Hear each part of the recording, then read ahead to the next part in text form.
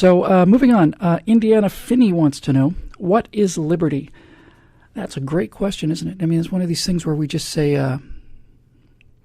we're doing this for liberty, and we're all about freedom, we're all about freedom, we're all about liberty. And I think this is an important question because when you've had this much liberty this long, you assume it's kind of the default condition of the world. Nobody can imagine a world without freedom. Nobody can imagine what it would be like to not be able to do what you want to do pretty much all the time. And that's why guys like us, conservatives in general and historians in particular, even amateur historians like myself, are very, very worried about what we see, because liberty is not the default condition of mankind. Liberty is a little bubble that's maintained and protected by the blood of brave men and women who fight and die for it, fought and died for it to get us here, and continue to do so today. And when it's taken for granted to the degree that it's taken for granted, then people assume that it's just the way it is, but it's not. And all you have to do is look outside the boundaries of this country and Western Europe, which is the birthplace of this idea of liberty. It's a Western idea. It never existed before. Now think about that. That's another thing we take for granted. Well, there were always people, freedom fighters, but no, there weren't. You'd get a guy like Spartacus, who was a slave, leading a slave uprising, but this idea of individual freedom, unheard of, was invented in the Enlightenment, in the Age of Reason. So my big concern about what freedom is that since it is so rare and so precious and so hard to maintain, if we start taking it for granted, and we certainly are doing that, then we won't be willing or even able to defend it. And so we have to start asking ourselves, what does this erosion of liberty lead to? Well, it leads back to what is actually the default state of mankind, which is rule, tyranny, people telling you what to do. It's always been that way, It's always been somebody telling somebody else what to do. And clan chiefs and tribal chiefs, and there's been kings and emperors and czars and, the big honcho, the head man, the big man, the top man, the head cheese. And this idea that we can take care of ourselves, pretty new idea. The Greeks messed around with it a little bit, and the Spartans had some ideas about it. Really, it's the Scots and the Brits and very independent, kind of cantankerous and ornery people who wanted to be left alone and were ready to fight over it. It really kind of gave us this idea. So the thing about liberty is it doesn't just go away. It's not like a light switch. This is why people say, do you think Barack Obama's going to steal a third term? He just basically just not leave. No, of course he'll leave. Because if he did that, if he were to stay in office for a third term, that would activate the American tyranny response, which is still there. It's weakened quite a bit, but it's still there. If he basically just said, no, I'm going to run again, or no, I'm not leaving, then there'd be tanks in the streets and people with rifles. They're not that stupid. They don't have to have him stay in office. All they have to do is keep the philosophy in office, keep the ideas in office and the policies in office. And so what they do is they have been working, I think, on this quite hard, and every day that goes by it gets clearer and clearer to me. What they're doing, I think, is they are eroding our not only our trust in, but our belief in the idea of law. They flaunt the law. They lie all the time. Take Weiner, for example. Here's a guy who's was thrown out in disgrace, and now he's running for mayor. And what do we do about it? Has the public, has the citizenry just risen up and said, you're a known liar and a known charlatan and a known pervert. You disgrace the office by running for it. No, they said, well, whatever. Okay, he made his apology on Oprah or whatever. So what happens is, as they begin to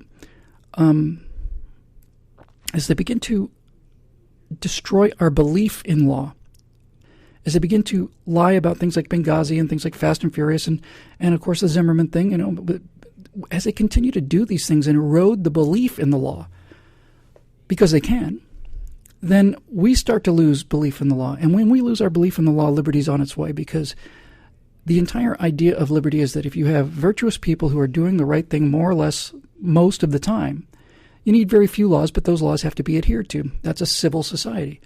And when belief in the rule of law goes, then liberty will go. Because if people think that the laws are only for the people who aren't connected, then obeying the law makes you a chump. It's like people who wait in line trying to get off a freeway ramp. That's the smart way to go. It's the fastest way to get everybody off the ramp. And you can afford to have one or two people cut in line. It's still the smart way to get out of there. But when everybody is cutting the line at the last minute, when every single other car, except for you and two or three other schmucks, is cutting in front of you, then doing the right thing makes you a chump. And the entire society flips. It flips from being a lawful society to being a corrupt society. It becomes a get-what-you-can-now society. It becomes redistribute the pie rather than grow a bigger pie society. It does all those things.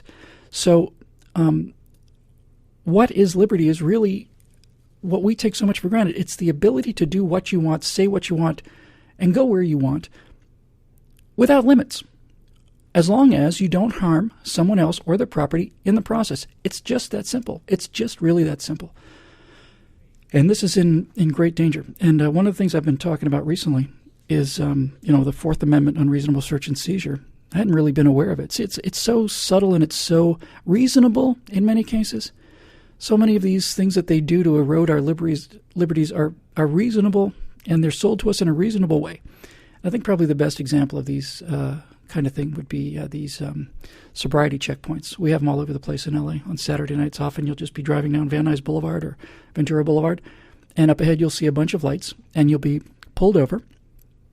You will be waved to the curb or in line, and a police officer will come up to your window, nice enough, and he'll say, "Good evening, sir. Just conducting a field sobriety check. Have you been drinking tonight?"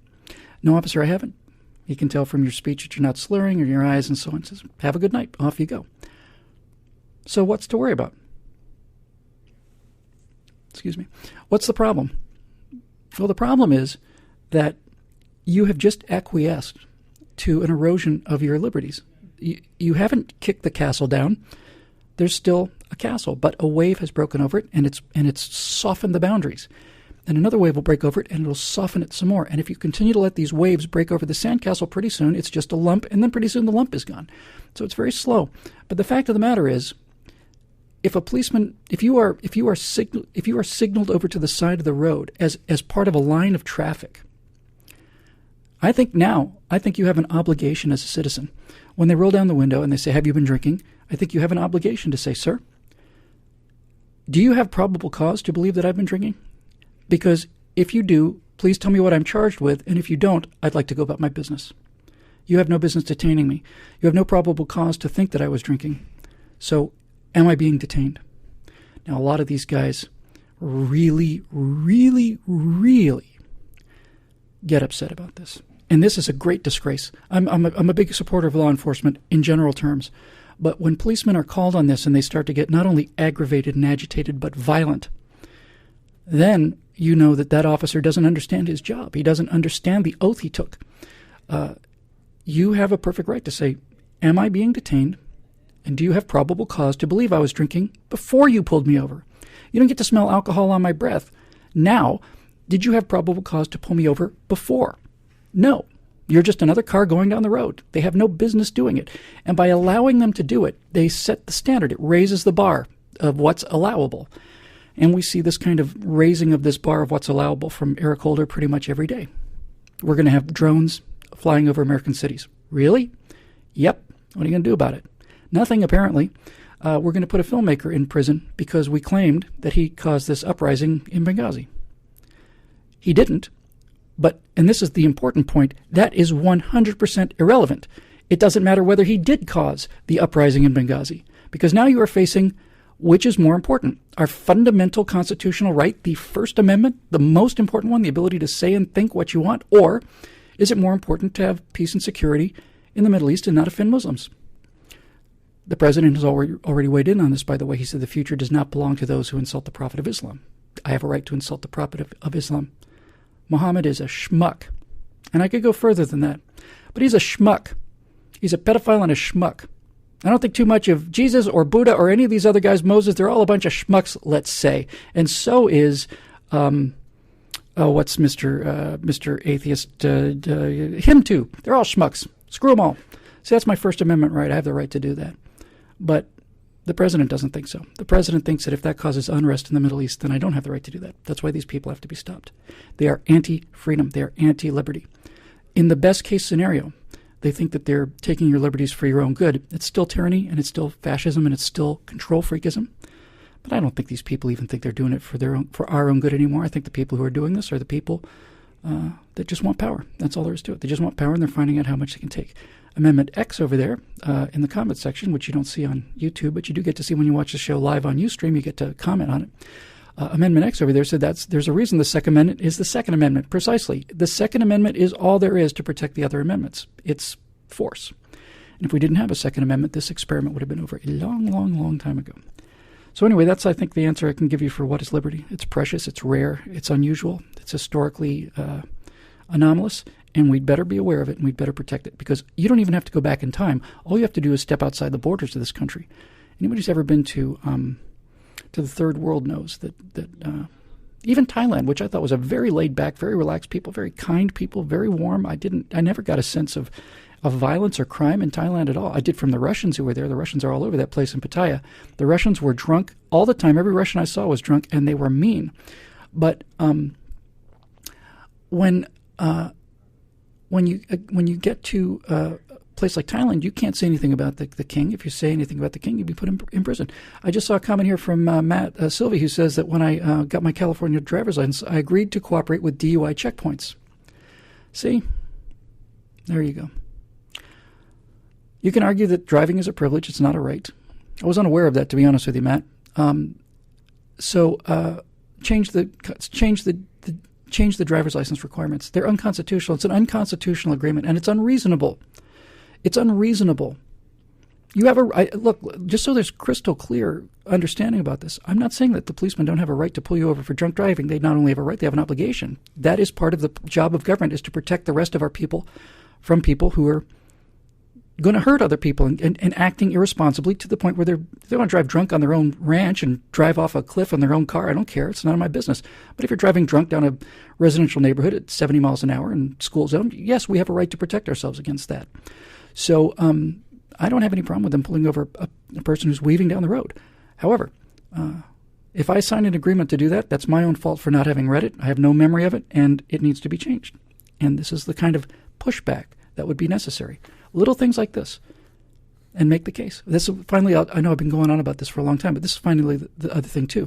You try to get that out of the California driver's license agreement when you sign for it. If you try to get, oh no, I no longer agree to. We're going to remove that from the California driver's manual or whatever. People have a cow and they wonder why, and they say, "What, are you in favor of drunk driving?" You say, "No, I'm in favor of liberty. I'm in favor of the presumption of innocence. I'm in favor of being allowed to go where I want to go without being harassed by law or government unless they have a reason to suspect me." That's reasonable. And you can sell that to people too. You can sell it to them, but it takes effort. By the way, go Gators. Okay, anyway, let's move on.